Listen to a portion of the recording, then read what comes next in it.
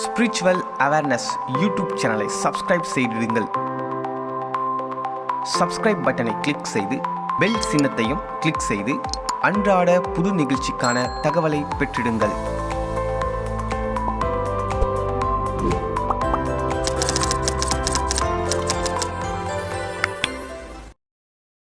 இந்த நாளிலே பாவம் செய்யாமல் இருப்பதற்கு நாம் என்ன செய்யணும் அப்படின்றத இந்த முதல் செக்ஷனில் நம்ம பேசுவோம். தேநீர் இடைவேளைக்கு பிறகு நம்ம கொடுத்துருக்கிற டாப்பிக்லேருந்து பேசுவோம். முதலாவது சங்கீதம் 16:8 வாசிக்க நாம் கேட்போம்.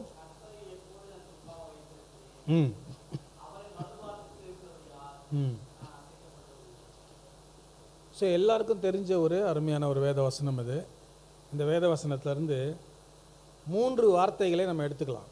ஃபஸ்ட்டு எப்பொழுதும், ரெண்டாவது முன்பாக, மூன்றாவது அசைக்கப்படுவதில்லை. இந்த 3 வார்த்தையை நம்ம எடுத்து அதை ஆழமாக நம்ம தியானிக்கலாம். சங்கீதக்காரர் என்ன சொல்கிறாருன்னா, எப்பொழுதும், அது ரொம்ப முக்கியமான வார்த்தை. ஆல்வேஸ், எப்பொழுதும் கர்த்தரை நான் என்ன செய்கிறேன், முன்னாடி வச்சிருக்கிறேன். எப்பொழுதும் அப்படின்றத அண்டர்லைன் பண்ணி வச்சுக்கணும். பைபிளில் நிறைய இடத்துல இந்த வார்த்தை எப்பொழுதும் அப்படின்ற வார்த்தை இருக்குது. எப்பொழுதும் அப்படின்னா எல்லா நேரமும், அதில் வேற எந்த வேலைக்கும் இடம் இல்லை. எப்பொழுதும், ராத்திரி பகல் 24 மணி நேரமும், எப்பொழுதும். இப்போ நம்மக்கிட்ட இருக்கிற பிரச்சனை என்னென்னா, திடீர்னு உற்சாகமாயிருவோம், திடீர்னு சோர்ந்து போயிடுவோம். திடீர்னு பைபிளும் கையமாக இருப்போம், திடீர்னு பைபிளே தொடவே மாட்டோம். திடீர்னு மணிக்கணக்காக ஜெபம் பண்ணுவோம், திடீர்னு இது up and down, up and down, up and மேலும் கீழும் மேலும் கீழுமான ஒரு வாழ்க்கை. இது ஒரு சீரான ஒரு நிலையான வாழ்க்கை கிடையாது. ஸோ குழந்தையாக இருக்கிற போது இந்த வாழ்க்கை ஓகே, அப் அண்ட் டவுன் இருக்கிற வாழ்க்கை பிரச்சனை இல்லை. எடுத்த உடனே நம்ம அப்படியே வளர்ந்துட முடியாது. விழுந்து எழுந்து தத்துக்கா பத்துக்கான நடந்து அப்படி தான் நம்ம ஒரு மெச்சூரிட்டிக்கு நம்ம வர முடியும். அது ஒன்றும் தவறில்லை. ஆனால் வாழ்நாள் முழுவதும் அதே மாதிரி இருக்கிறது அது தவறு. வாழ்நாள் முழுவதும் அப்படி என்ன பண்ணக்கூடாது, இருக்கக்கூடாது. அப்போ நம்ம என்ன நம்ம ப்ராக்டிஸ் பண்ணணும் அப்படின்னா, எப்பொழுதும் இன்பத்திலும் துன்பத்திலும் வாழ்விலும் தாழ்விலும் சந்தோஷமாக இருந்தாலும் துக்கமாக இருந்தாலும் பணம் இருந்தாலும் இல்லாவிட்டாலும் மற்றவர்கள் நம்மை புகழ்ச்சியாக பேசும்பொழுதும் இகழ்ச்சியாக பேசும்பொழுதும் எந்த மனநிலைமையிலும் எப்பொழுதும் கர்த்தருக்கு நமக்கும் ஒரு தொடர்பு இருந்து கொண்டே இருக்க வேண்டும். அதை தான் நம்ம மெயின்டைன் பண்ணணும். அதில் நம்ம ரொம்ப கவனமாக இருக்கணும். எப்போதும் அந்த தொடர்பு இருக்குதா அப்படின்னு நம்ம செக் பண்ணிகிட்டே இருக்கணும், ஆராய்ச்சி பார்த்துட்டே இருக்கணும். மின்சாரத்தோட ஃபேனுக்கு கனெக்ஷன் இருக்கிறதுனால தான் அது சுற்றிட்டே இருக்குது. எங்கேயாவது தொடர்பு கட் ஆயிடுச்சுன்னா அது சுற்றுறது என்ன ஆயிரும், நின்றோம். இப்போ நம்முடைய வாழ்க்கையில் அதே மாதிரி தான். மின்சாரத்தோட இந்த டியூப்லைட்டுக்கு கனெக்ஷன் இருக்கிறதுனால தான் அது பிரகாசித்துட்டே இருக்குது. கனெக்ஷன் எங்கேயாவது கட் ஆயிடுச்சுன்னா டியூப்லைட் அங்கே தான் இருக்கும், ஆனால் அது என்ன செய்யாது, பிரகாசிக்காது. அப்போ கர்த்தரை எப்பொழுதும், அதை முதல்ல நாம் ப்ராக்டிஸ் பண்ணணும். எப்போவுமே மைண்டில் கர்த்தரை பற்றி நம்ம யோசித்துட்டே இருக்கணும். பைக்கில் போகலாம், பஸ்ஸில் போகலாம், வேலை செய்யலாம், என்ன வேணால் நம்ம காரியங்களை செய்யலாம். ஆனால் நம்முடைய மனம், சிந்தை, எண்ணம் கர்த்தரோடு என்ன செய்யணும், அந்த ஞாபகமாக இருந்துகிட்டே இருக்கணும். அதான் சங்கீதக்காரன் 1ஆம் அதிகாரத்தில் சொல்கிறாரு, இரவும் பகலும் கர்த்தருடைய வேதத்தில் தியானமாக இருக்கிற மனுஷன் பாக்கியம். இரவும் பகலும் கர்த்தருடைய வேதத்தில் தியானமாக இருக்க முடியுமா அப்படின்னா முடியும் என்றதுனால தான் அங்கே எழுதியிருக்கிறார். யாரோ ஒருத்தர் அப்படி இருந்திருக்கிறார் இல்லை. இரவும் பகலும் கர்த்தருடைய வேதத்தில் தியானமாக இருக்கிற மனுஷன் பாக்கியவான். ஏனோக்கு 300 வருஷம் கர்த்தரோடு என்ன பண்ணியிருக்கிறாரு, சஞ்சரித்திருக்கிறார். அது மட்டும் சன்னியாசியாக கிடையாது, மனைவி பிள்ளைங்க பொறுப்பு வேலை கடமை எல்லாத்தையும் மத்தியில் கர்த்தரோடையும் அவரால் இருந்திருக்க முடியும். அப்படின்னா அதிநவீன உலகத்தில் வாழ்கின்ற நம்மாலேயும் இருக்க முடியும். ஆமென். இப்போ முதலாவது நம்ம பாவம் செய்யாமல் இருப்பதற்கு நம்மை பாதுகாத்து கொள்ளக்கூடிய ஒரு அற்புதமான வழி என்னன்னா, எப்பொழுதும் கர்த்தருக்கு நமக்கு என்ன இருந்துகிட்டே இருக்கணும், ஒரு கனெக்ஷன் இருந்துகிட்டே இருக்கணும். நம்பர் 1 முதலாவது. ரெண்டாவது, அதே வசனத்தில் முன்பாக அப்படின்னு நம்ம படித்தோம் இல்லையா, கர்த்தரை எப்பொழுதும் எனக்கு முன்பாக. முன்பாக அப்படின்னா என்னன்னா, நம்முடைய வாழ்க்கையில எப்பொழுதும் கர்த்தருக்கு முக்கியத்துவத்தையும் முதலிடத்தையும் கொடுக்க வேண்டும். எப்பவுமே நம்முடைய வாழ்க்கையில ஆண்டவருக்கு முதலிடத்தை தான் கொடுக்கணும், எல்லாத்தை விட. மீதி எல்லாமே ரெண்டாவது, மூணாவது, நாலாவது தான் நீங்க இடங்களை கொடுக்கணும். முதல் இடத்தை நம்ம யாருக்கு கொடுக்கணும்? கர்த்தருக்கு தான் கொடுக்கணும். சரி, ரெண்டாவது மூணாவது இடத்தை கர்த்தருக்கு கொடுத்தா கர்த்தர் என்ன பண்ணுவார்? அவர் ஒன்றும் பண்ண மாட்டார், அமைதியாக தான் இருப்பார். என்ன ஏன் ரெண்டாவது இடத்துல வச்சனாலும் அவர் கேட்க மாட்டார். நீங்கள் எங்கே வச்சாலும் அவர் அங்கே அமைதியாக இருப்பார். ஆனால் முதல் இடத்துல வச்சா மட்டும்தான் நமக்கு என்னவா இருக்கும்? பிரயோஜனமாக இருக்கும். முதலாவது தேவனுடைய ராஜ்யத்தையும் அவருடைய நீதி என்ன பண்ணும்? தேடுங்க. முதலாவது. அப்போது நம்ம ஆண்டவருக்கு நம்முடைய வாழ்க்கையில் என்ன கொடுக்கணும்? ஃபஸ்ட்டு ப்ரிஃபரன்ஸ் கொடுக்கணும், முக்கியத்துவத்தை கொடுக்க வேண்டும். உதாரணத்துக்கு நம்ம எல்லாரும் யார் அப்படின்னு பார்த்தீங்கன்னா, வி ஆர் ஜீரோ. நம்மெல்லாம் யார்? ஜீரோ. ஏன் ஜீரோனா, நம்மளால் கர்த்தர் இல்லாமல் ஒன்றும் செய்ய முடியாது. யோவான் 15:5 சொன்னார், என்னை அல்லாமல் உங்களால் ஒன்றும் செய்ய முடியாது. அப்படியானால் நம்ம எல்லாம் யாரு? ஜீரோ. இந்த ஜீரோக்கு எப்போ மதிப்பு வருது தெரியுமா? ஜீரோக்கு எப்போ மதிப்பு வருது? ஜீரோக்கு பக்கத்தில் 1 போட்ட உடனே இப்போ அது ஜீரோ இல்லை, இப்போ அது என்ன ஆயிடுச்சு? 10 ஆயிடுச்சு. அப்போ நான் ஜீரோ இருக்கிற நானே ஒன்றுத்துக்கும் உதவி இல்லாத, பிரயோஜனப்படாத, ஞானம் இல்லாத, படிப்பு இல்லாத, ஒரு பிரயோஜனமற்ற ஒரு நபராக இருக்கிற இந்த ஜீரோவாகிய நான் என் வாழ்க்கையில் இயேசு கிறிஸ்துவை நான் முன்னாடி கொண்டாந்து நிறுத்துகிற போது இப்போ எனக்கு என்ன கிடைக்குது? மதிப்பு கிடைக்கிறது, மரியாதை கிடைக்கிறது, கௌரவம் கிடைக்கிறது, அந்தஸ்து கிடைக்கிறது, ஆசீர்வாதம் கிடைக்கிறது. அப்போ ஒன்று முன்னாடி வைக்கும்போது இப்போ அதை நம்ம என்னன்னு சொல்கிறோம்? 10 அப்படின்னு சொல்கிறோம். இப்போ நம்ம ஜீரோன்னு சொல்கிறது இல்லை. அல்லேலூயா. அப்போ எப்பெல்லாம் நாம் நம்முடைய வாழ்க்கையில் கர்த்தராக இயேசு கிறிஸ்துவை முன்னாடி வைக்கிறோமோ கட்டாயம் அப்பெல்லாம் நமக்கு மதிப்பும் மரியாதையும் கௌரவமும் ஆசீர்வாதமும் கிடைக்கும். அதில் நிச்சயமாக சந்தேகமே இல்லை. ஆனால் முன்னாடி வச்சா மட்டும்தான் நமக்கு மதிப்பு. அதனால தான் சங்கீதக்காரன் சொல்கிறான், கர்த்தரை எப்பொழுதும் எனக்கு முன்னாடி வச்சிருக்கிறேன். அல்லேலூயா. அதில் இன்னொரு விஷயம் கவனிங்க. கர்த்தரை முன்னாடி வைக்கிற போது இப்போ உங்கள் வாழ்க்கை தரம் உயர்ந்துட்டே இருக்கும். 1 பக்கத்தில் ஜீரோனா 10 இல்லையா? அடுத்து இன்னொரு ஜீரோ வச்சா 100, இன்னொரு ஜீரோ வச்சா 1000. இது வாழ்க்கை உயர்ந்துட்டே இருக்கும். இன்னொரு ஜீரோ வச்சா எத்தனை ஜீரோனா வச்சுக்கினே போட்டோம். அதை நீ கவனிக்காத. நீ கவனிக்க வேண்டியது 1 முன்னாடிக்கு தான் கவனிச்சுட்டே இருக்கு. 10 ஜீரோ வச்சுட்ட பிறகு டமால்னு 1 போயிடுச்சுன்னு வச்சுக்கோ, திரும்ப என்னது? நிறைய ஊழியருங்க விழுந்து போகிறதுக்கு காரணம் அதுதான். கொஞ்சம் நல்ல உயர்ந்த நிலை வந்த உடனே, கொஞ்சம் வசதி வந்த உடனே, கொஞ்சம் ஆசீர்வாதம் வந்த உடனே, கொஞ்சம் ஜனங்க வந்த உடனே இயேசு என்ன பண்ணுவாங்க? முன்னாடி வைக்கிறத விட்டுருவாங்க. திரும்ப அது என்ன ஆயிரும்? 10 ஜீரோ இருந்தாலும் என்ன ஒன்று, முதல்ல 1 ஜீரோ வந்து இப்போ 10 ஜீரோ ஆயிடுச்சு, அவ்வளோதான். அதனால் நிலைமை இன்னும் அந்த பிரசன்னம் இருக்காது, ஆண்டவுடைய வழிநடத்தல் இருக்காது, அங்கே அபிஷேகம் இருக்காது, வெறும் சத்தம் மாத்திரமே இருக்கும்.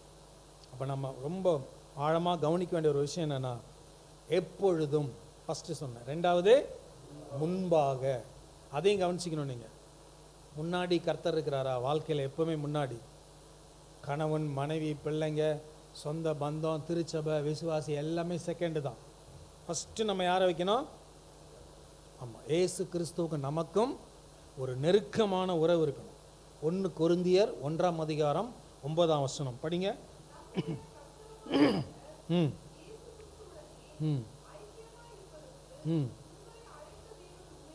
பார்த்தீங்களா? தேவன் நம்ம எதுக்காக அழைச்சிருக்கிறாரா?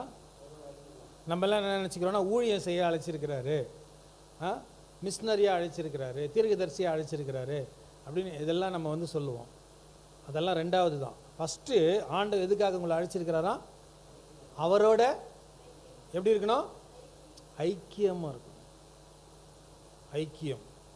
ஐக்கியம் முக்கியமா, உறவு முக்கியமா? ரிலேஷன்ஷிப், ஃபெல்லோஷிப் இருக்கு இல்லையா?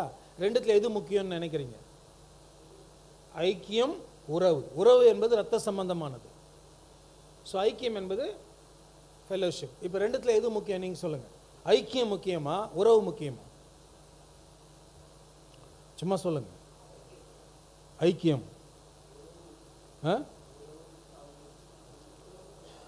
ஐக்கியம், உறவு ரெண்டுமே முக்கியம். ரெண்டுத்துல எதுனா ஒன்று தான் சொல்லணும். ஏன்னா கேள்வி அப்படி தானே கேட்டிருக்கோம். ஐக்கியம் முக்கியமா, உறவு முக்கியமான்னு கேட்டிருக்கோம். ஐக்கியம். அல்லேலூயா. இங்க பாருங்க, அப்பா பிள்ளை என்பது உறவு, இரத்த சம்பந்தமான உறவு. ஆனால் அப்பாவும் பிள்ளையும் பேசியே 5 வருஷம் ஆகுதுன்னு வச்சுக்கோ. 2 பேரும் பேசுறதே இல்லை, 5 வருஷம் ஆகுது பேசி. இப்போ உறவு இருக்குது. உறவை வந்து யாரை மாற்ற முடியாது. அப்பா தான், அவர் தான் அவங்க அப்பா, இன்ஷியலில் மாற்றவே முடியாது. ஆனால் ஐக்கியம் இல்லாததுனால அந்த உறவு பிரயோஜனமே இல்லை. அப்போ கண்டிப்பாக எது முக்கியம்? ஐக்கியம் தான் முக்கியம். நான் ரட்சிக்கப்பட்டுட்டேன், ஞானஸ்நானம் எடுத்துட்டேன், அபிஷேகம் பெற்றுட்டேன், சபையில் நான் அங்கத்தினராக இருக்கேன், ஜீவபுஸ்தகத்தில் என் பேர் எழுதியாச்சு, ஓகே எல்லாம் முடிஞ்சு நான் பரலோகம் போயிடுவேன் அப்படின்னு நீங்கள் நினச்சிங்கன்னா உலகத்தே முதல் ஏமாளி நீங்கள் தான். இப்போ ஆண்டவரோட எனக்கு ஒரு உறவு வந்துருச்சு, அவர் அப்பா நான் பிள்ளை ஆகிட்டேன், நான் பரலோகம் போயிடுவேன் நீங்கள் நினச்சிங்கன்னா கண்டிப்பாக நீங்கள் ஏமாற்றப்படுவீங்க.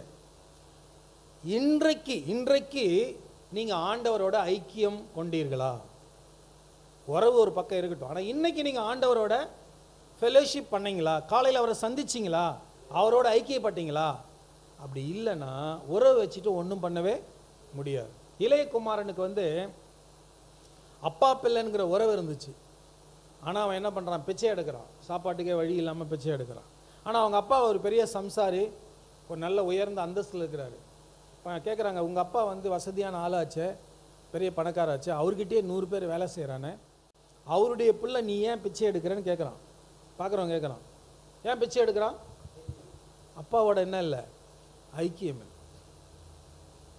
அல்லேலூயா, அல்லேலூயா, அல்லேலூயா. நம்முடைய அப்பா உலகத்தில் மிகப்பெரிய செல்வந்தர். ஆமென். மிகப்பெரிய செல்வந்தர். அவருக்கு நிகர் உலகத்தில் யாருமே கிடையாது. அவருக்கு நமக்கும் நல்ல ஐக்கியம் இருந்துச்சு அப்படின்னா நம்ம எதுக்காகவும் யாருக்காகவும் நம்ம யாருக்கிட்டையும் போய் நிற்க வேண்டிய அவசியமே இல்லை. அப்படி நிற்கிறோம் அப்படின்னா என்ன அர்த்தம்னா, எனக்கும் எங்கள் அப்பாவுக்கும் ஏதோ சண்டை பிரச்சனை, அப்பா கிட்ட நான் பேசுறது இல்லை அப்படின்னு தான் அர்த்தம். ஆமென். ஹல்லேலூயா.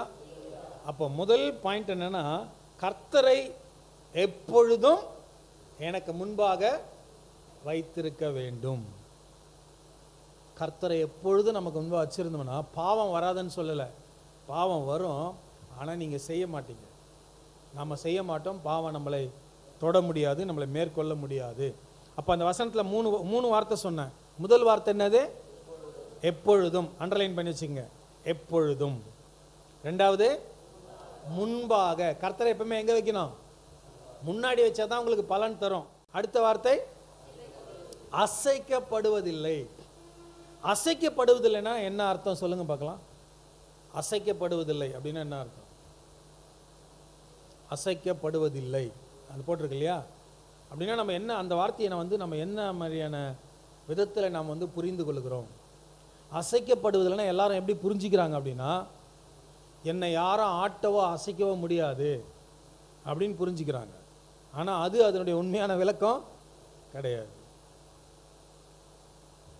கர்த்தரை எப்பொழுதும் எனக்கு முன்னாடி வச்சிருக்கிறதுனால நான் அசைக்கப்படுவதில்லை அப்படின்னு என்ன அர்த்தம்னா, என்னை யாரும் ஜெயிக்க முடியாதுன்னு அர்த்தம் கிடையாது.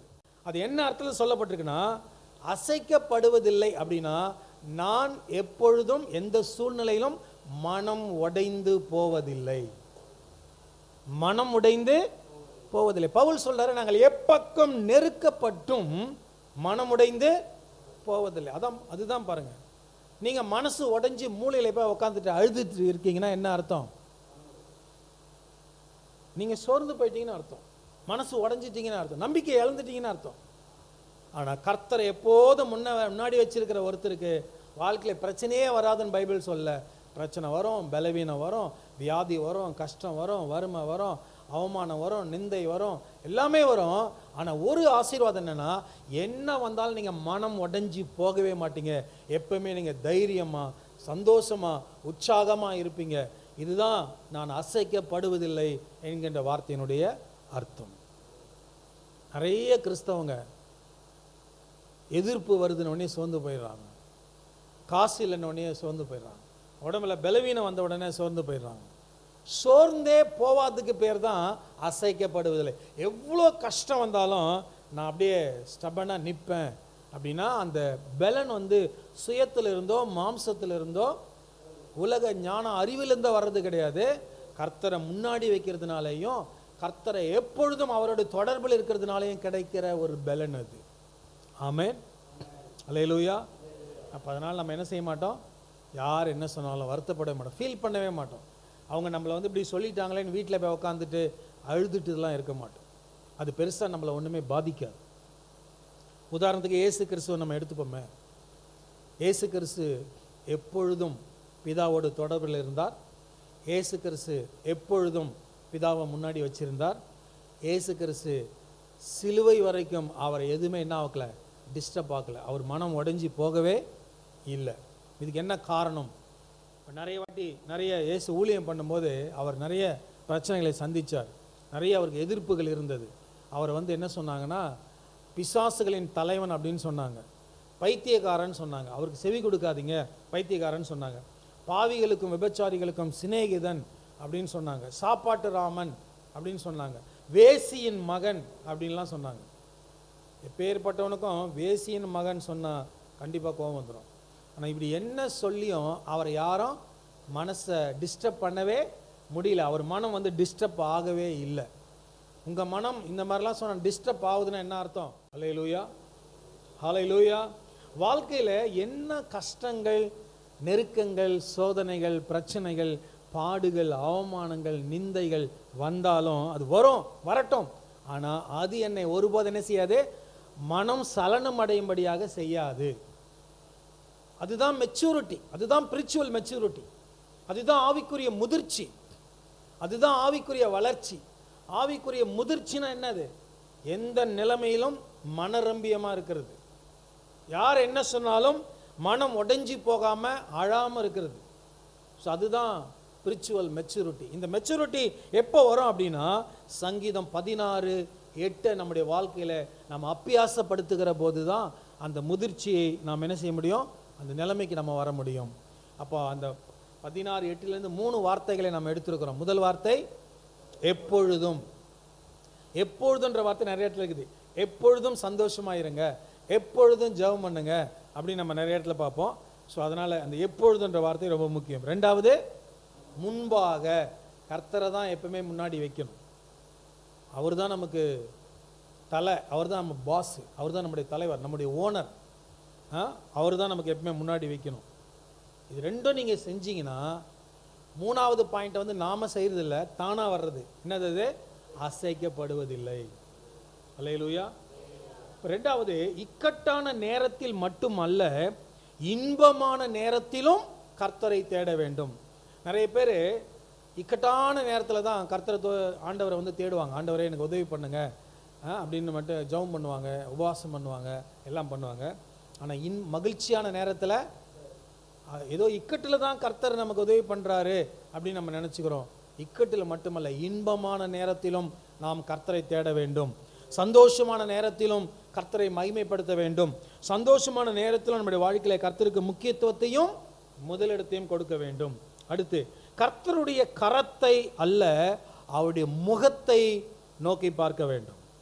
கர்த்தருடைய கரத்தை பார்க்குறீங்கன்னு என்ன அர்த்தம்? அவர்கிட்ட இருந்து ஏதோ எதிர்பார்க்குறீங்கன்னு அர்த்தம்.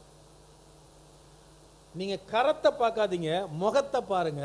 நீங்கள் முகத்தை பார்த்தீங்கன்னா அவர் கரத்தை நீட்டுவார். ஆமென்.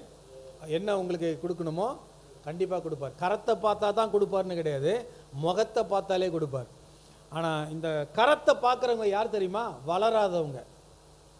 எப்பவுமே அவர் கரத்தையே பார்த்துட்டு இருக்கிறவங்க யார்? அவங்க வளராதவங்க, ஆவிக்கிற வாழ்க்கையில் வளராதவங்க.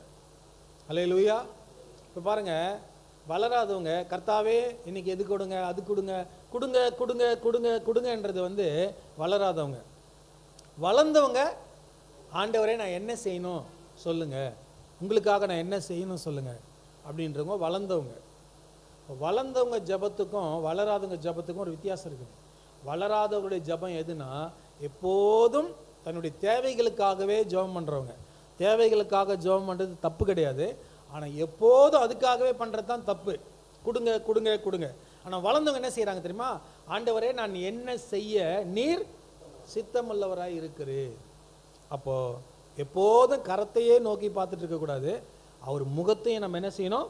நோக்கி பார்க்கணும். அவர் முகத்தை நம்ம நோக்கி பார்த்தோம் அப்படின்னா நம்ம என்ன செய்யணும், என்ன பண்ணணும் அவர் என்ன பண்ணுவார்? சொல்லுவார்.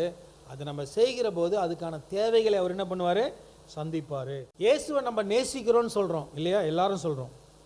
ஆனால் உண்மையாலுமே இயேசுவை நேசிக்கிறதுனா என்ன தெரியுமா? கீழ்ப்படிதலே அன்பிற்கான அடையாளம்.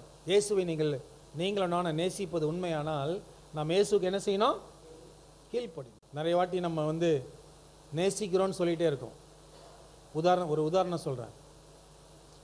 இப்போ காலையில் பாஸ்டர் கடைக்கு போகிறாரு. இப்போ வீட்டுக்காரம்மா என்ன சொல்கிறாங்கன்னா, கடைக்கு அவர் ஏதோ விஷயமா போகிறாரு. போகும்போது அவங்க என்ன சொல்கிறாங்க, அப்படியே எனக்கு ஒரு குளிக்கிற சோப்பு வாங்கிட்டு வாங்கன்னு சொல்கிறாங்க. இப்போ அதை அவங்க எத்தனை வாட்டி சொல்கிறாங்கன்னா, கிட்டத்தட்ட 5 வாட்டி சொல்லியிருக்காங்க. கிளம்பும்போது சொன்னாங்க, பேண்ட்டு போடும்போது சொன்னாங்க, பைக்கு சாவி எடுக்கும்போது சொன்னாங்க, இறங்கி வரும்போது சொன்னாங்க, பைக்கு ஸ்டார்ட் பண்ணும்போது சொன்னாங்க. எத்தனை வாட்டி சொன்னாங்க? 5 வாட்டி சொல்லியிருக்காங்க. ஓகே, வாங்கிட்டு வரேன்னு போயிட்டு ½ மணி நேரம் 3/4 மணி நேரம் கழித்து திரும்பி வராரு. அவர் எதுக்கு போனாரோ அதை முடிச்சுட்டு வந்துட்டார். ஆனால் அம்மா சொன்னதை என்ன பண்ணிட்டார்? மறந்துட்டார். இப்போ வீட்டில் என்னங்க சோப்பு சொன்னே வாங்கிட்டு வந்தீங்களா? அச்சோ மறந்துட்டேன். 5 வாட்டி சொல்லியுமா மறந்துட்டாரு? இப்போ ஏன் அவர் மறந்துட்டார்னு யாருன்னா சொல்லுங்க பார்க்கலாம். 5 வாட்டி சொல்லியிருக்காங்க, அவர் என்ன செஞ்சிட்டார்? மறந்துட்டார். ஏன் மறந்துட்டார்னு யாருன்னா சொல்ல முடியுமா? ஏன் வாங்கிட்டு வரல? வீட்டுக்காரம்மா சொன்னதை கவனிக்கல. 5 வாட்டி சொல்லியே கவனிக்கல. வேற காசு இல்லை, காசு இல்லாமல் கூட இருக்கலாம். ஓகே, அவருக்கு வாங்குறதுக்கு மட்டும் காசு இருந்துக்குது, அவருக்கு போனார்ல அதுக்கு மட்டும். ஆனால் அம்மாவுக்கு வாங்குறதுக்கு காசு இல்லை. ஓகே, வேற அவங்க சொன்னதை போட்டாங்க. ஆமாம், இவங்கெல்லாம் ஒரு ஆள், இவங்க சொல்லி நம்ம செய்யணுமா? கரெக்டு, பொருட்டா நினைக்கல. ஓகே, வேற மறந்துட்டு இருப்பார். கரெக்டு, மறந்துட்டார். அவர் என்ன வாங்க போனாரோ அதை மட்டும் மறக்கல, ஆனால் அம்மா சொன்னதை மறந்துட்டார்.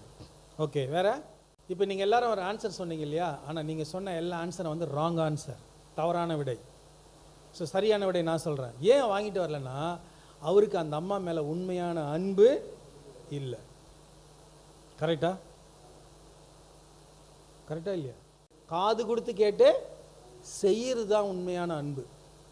இயேசுவை நேசிக்கிறேன், உமக்காக தானே ஐயா உயிர் வாழ்றெல்லாம் பொய், மாய்மாலம்.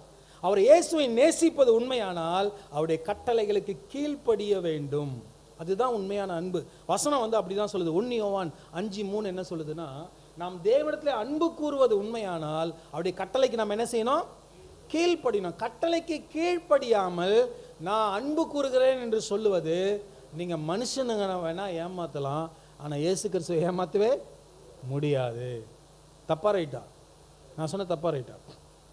இயேசு கிறிஸ்து நமக்கு நிறைய கட்டளை கொடுத்துருக்கிறார். அதில் நான் ஒரு மெசேஜ் பிரசங்கம் ஒன்று தயார் பண்ணி வச்சுருக்கேன். என்னென்னா, கிறிஸ்தவர்கள் கண்டுகொள்ளாத 20 சிறிய கட்டளைகள் அப்படின்னு ஒரு டாப்பிக்கில் ஒரு பிரசங்கம் வச்சுருக்கேன். கிறிஸ்தவர்கள் கண்டுகொள்ளாத 20 கட்டளைகள். அதை பாஸ்டருங்களாம் கண்டுக்கிறது இல்லை, சபை விசுவாசிகளும் கண்டுக்கிறது இல்லை. ஆனால் அது ரொம்ப முக்கியமான கட்டளைகள். அந்த 20 கட்டளைகள் நமக்கு பெருசாக தெரிஞ்ச 1-2 கட்டளையை தான் ஃபாலோ பண்ணுறோம். ஞாயிற்றுக்கிழமை ஆராதனைக்கு போகணும், ஆராதனைக்கு போகிறோம். பைபிள் படிக்கணும், பைபிள் படிக்கிறோம். ஆனால் நம்ம கண்டுகொள்ளாத நிறைய சின்ன சின்ன கட்டளைகள் இருக்கிறது. அதில் ஒரு கட்டளை சொல்லட்டுமா? மனுஷர் பேசுகிற வீணான வார்த்தைகளை குறித்து நியாயத்தீர்ப்பு நாளிலே கணக்கு கொடுக்க வேண்டும் என்கிற ஒரு சின்ன கட்டளை இருக்குது. இந்த கட்டளை எத்தனை பேர் சீரியஸாக எடுத்துக்கிறோம்? நீங்கள் பேசுகிற எல்லா வார்த்தைகளை குறித்தும் கண்டிப்பாக ஒரு நாளில் கர்த்தருக்கு என்ன பண்ணோம்? இந்த மாதிரி சின்ன சின்ன கட்டளை ஒரு 20 கட்டளையை கண்டுபிடிச்சி ஒரு நோட்ஸ் ப்ரிப்பேர் பண்ணி அதை ஊழியர்கள் மீட்டிங்கில் போதிக்கிறோம். ஏன்னா அவங்க சபைக்கு என்ன பண்ணோம்? போதிக்கணும். அப்போ இயேசுவை நேசிக்கிறோம் அப்படின்னா, அவரை நேசிப்பது உண்மையானால் அவருடைய கட்டளைக்கு நம்ம என்ன பண்ணோம்? கீழ்ப்படினோம். அவர் சொல்கிறத காது கொடுத்தும் கேட்கறதில்ல, என்ன வாங்கிட்டு வர சொன்னாங்கன்னு கவனிக்கிறதில்ல, அதை சட்டையும் பண்ணுறதில்ல, கவனிக்கிறதில்ல, செய்கிறதில்ல. ஆனால் நான் உன்னை நேசிக்கிறேன். அது எப்படி பொய்யோ அதே போல தான் இன்றைக்கு நிறைய கிறிஸ்தவர்களும் கிறிஸ்தவ ஊழியர்களும் இருக்கின்றார்கள். அடுத்து, தேவனுக்கு முதலிடம் கொடுப்பதற்கு கவனிங்க, தொடர்ந்து முயற்சி செய்து கொண்டே இருக்க வேண்டும். ஒரு வாட்டி முயற்சி செய்து விட்டுறக்கூடாது. ஒரு வாட்டி முயற்சி செஞ்சு முதலிடம் கொடுக்கறதுக்கு முயற்சி பண்ணீங்க, முடியல, திரும்ப அடுத்த நாள் முயற்சி பண்ணுங்க, திரும்ப முயற்சி பண்ணுங்க, முயற்சி பண்ணிகிட்டே இருக்க வேண்டும். ஏன்னா அது ரொம்ப முக்கியமானது. தேவனுக்கு முதலிடம் கொடுப்பதற்கு தொடர்ந்து முயற்சி செய்து கொண்டே இருக்க வேண்டும். சாகிற வரைக்கும் நம்ம அதை ப்ராக்டிஸ் பண்ணிகிட்டே இருக்கணும், ட்ரை பண்ணிகிட்டே இருக்கணும், முதலிடம் கொடுத்துட்டே இருக்கணும். ஒரு நாள் தவறிட்டோன்னா திரும்ப அடுத்த நாள் முயற்சி பண்ணணும். ஏன்னா அதை நம்ம ஒரு நாளும் விட்டுறவே கூடாது.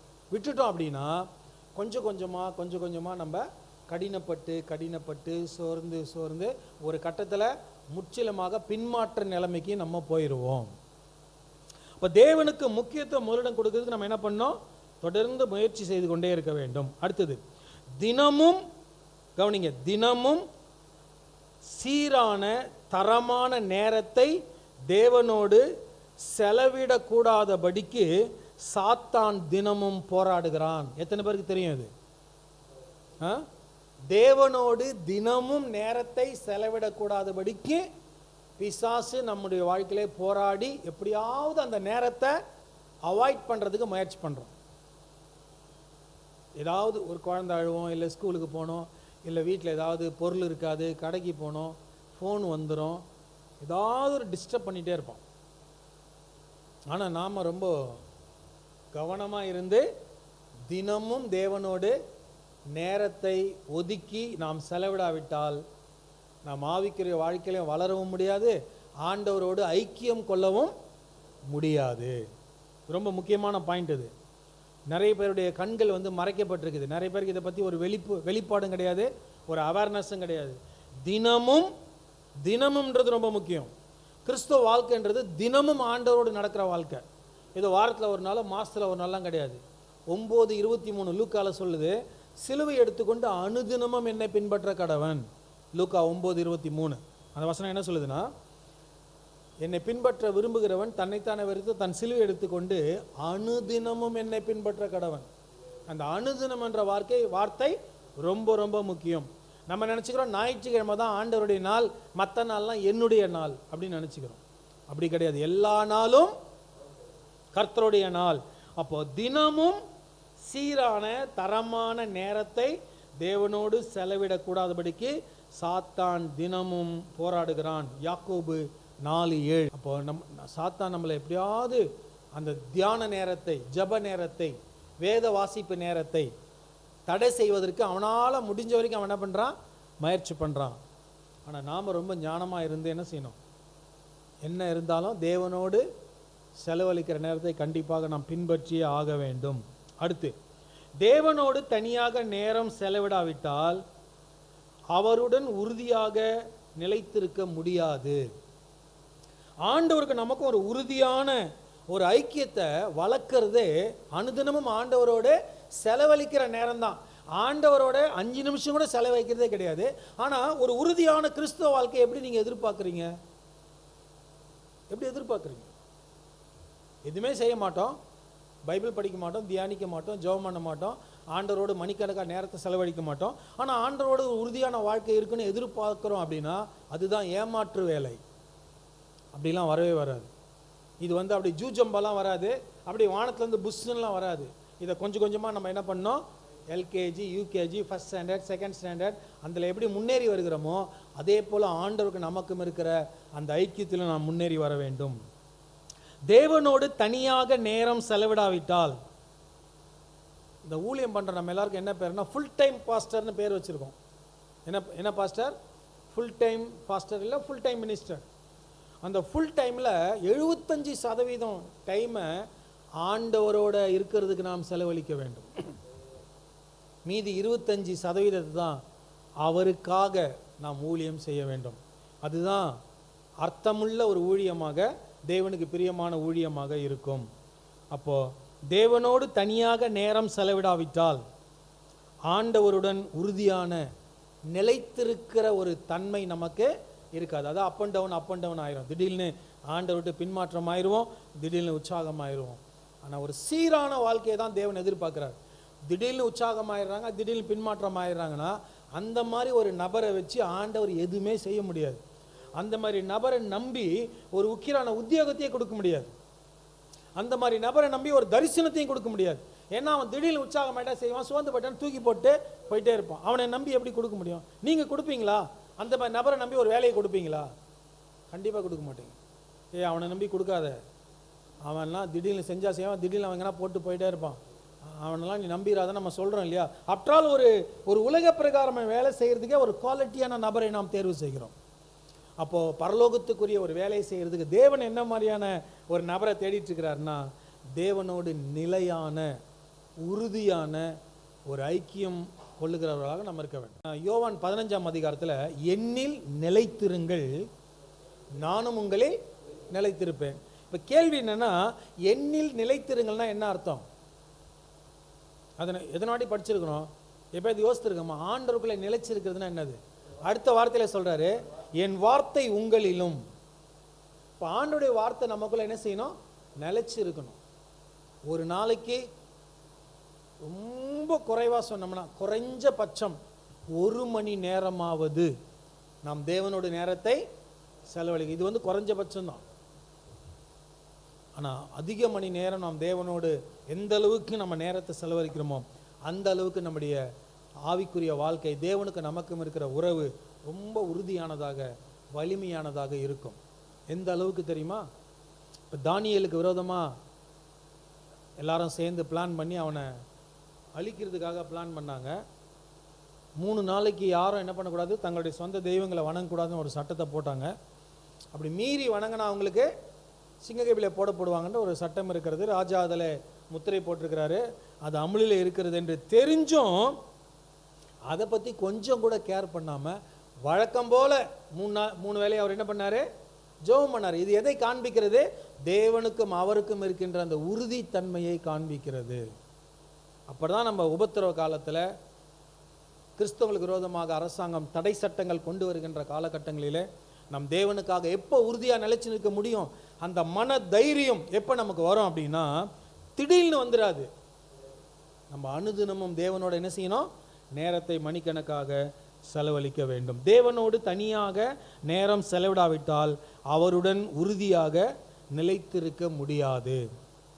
அடுத்து, தேவனுக்குரிய நேரத்தை தேவனுக்கு கொடுக்காமல் இருப்பதுதான் எல்லா தோல்விகளுக்கும் சோர்வுக்கும் முக்கியமான முதல் காரணம். காரணத்தை கண்டுபிடிச்சோம் பார்த்தீங்களா? தோல்வி, சோர்வு, உற்சாகம் இல்லாமை, இது எல்லாத்துக்கும் என்ன காரணம் அப்படின்னா, நம்ம நினைக்கிறோம் பணம் இல்லை அதான் காரணம் நினைக்கிறோம். கிடையாது.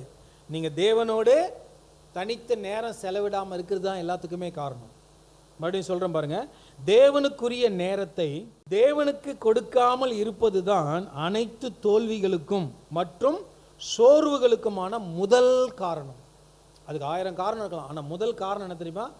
தேவனோடு நீங்கள் நேரம் செலவிடாமல் இருப்பது தான். பாவத்தில் விழுந்து போகிறதுக்கு என்ன காரணம்? பாவம் தேவனோட ரொம்ப வலிமையானதா? நிறைய சொல்லலாம். பாவம் ரொம்ப ஸ்ட்ராங்கானதுங்க. பாவம் ரொம்ப வலிமையானது. எப்போ நீங்கள் தேவனோட நேரம் செலவிடலைன்னா அது உங்களுக்கு வலிமையானதாக தெரியும். தேவனோடு நேரம் செலவிட்டீங்கன்னா அது பலவீனமானதாக உங்களுக்கு தெரியும். அல்லேலூயா, அல்லேலூயா. பைபிள்லேயே மிகப்பெரிய பலவான் யார் சொல்லுங்க பார்க்கலாம்? சிம்சோன். மாம்சத்தில் மிகப்பெரிய பலவான். ஆமாவா? ஆமாம் தானே? ஏன் சந்தேகம்? சிம்சோனோட பலவான் பைபிளில் யாருமே கிடையாது. ஆனால் அவர் அவுட்டு.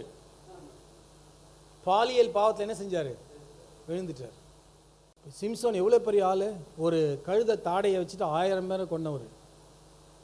1000 பேரை கொண்டவர். ஆஃப்டரால் ஒரு தெளிலால் அவரால் என்ன பண்ண முடியல? ஜெயிக்க முடியல. நம்பர் 1. நம்பர் 2, பைபிள்லேயே மிகப்பெரிய அறிவாளி ஞானவான் யார்? சாலமோன். 2வது ஆள் அவுட்டு.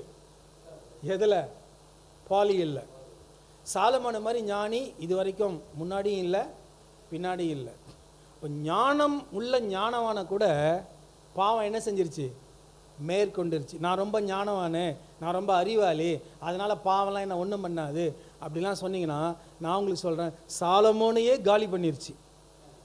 நீங்கள் ஒன்றும் சாலமோனுடைய பெரிய ஞானியோ ஞானவானோ கிடையாது. அப்போ ஞானத்தையும் அறிவையும் வச்சு ஒருத்தர் பாவத்தை என்ன பண்ண முடியாது?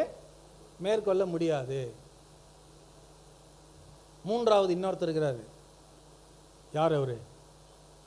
தாவீது. தாவீது வந்து எவ்வளோ பெரிய ஒரு பக்திமான, ஆனால் அவரும் என்ன செஞ்சார்? பாவத்தில் விழுந்தார். அந்த பச்சைபாலை வந்து தன்னுடைய உப்பரிகளை அவர் உலாவி கொண்டிருந்த பொழுது அவர் பார்த்து அழைச்சி பாவம் செஞ்சு தேவனுக்கு விரோதமாக விழுந்தார். இந்த 3 உதாரணங்களே நமக்கு போதும். சுயபலம், சுய அறிவு, சுய ஞானம், மாம்ச பலம், இதெல்லாம் வச்சு நீங்கள் பாவத்தை ஜெயிச்சிடலான்னு நினச்சிடாதீங்க.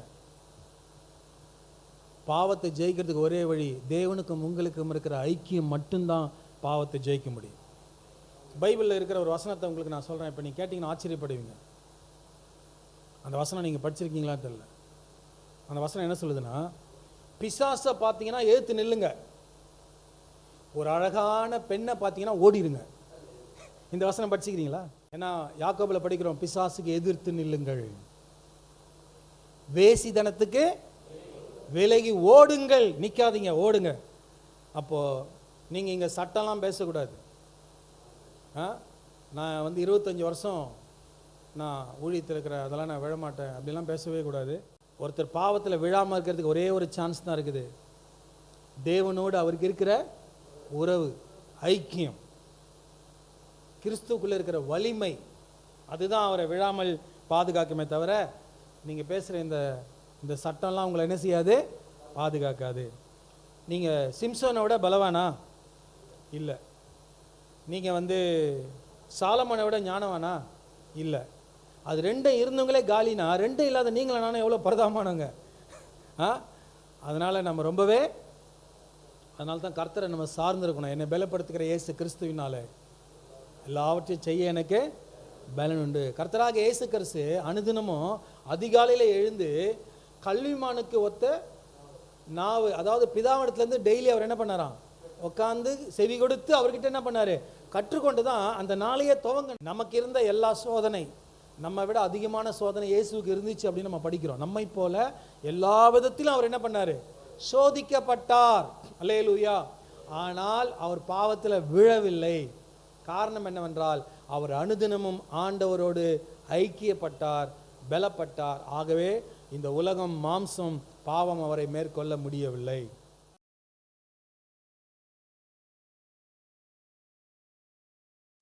ஸ்பிரிச்சுவல் அவேர்னஸ் யூடியூப் சேனலை சப்ஸ்கிரைப் செய்திடுங்கள். சப்ஸ்கிரைப் பட்டனை கிளிக் செய்து பெல் சின்னத்தையும் கிளிக் செய்து அன்றாட புது நிகழ்ச்சிக்கான தகவலை பெற்றிடுங்கள்.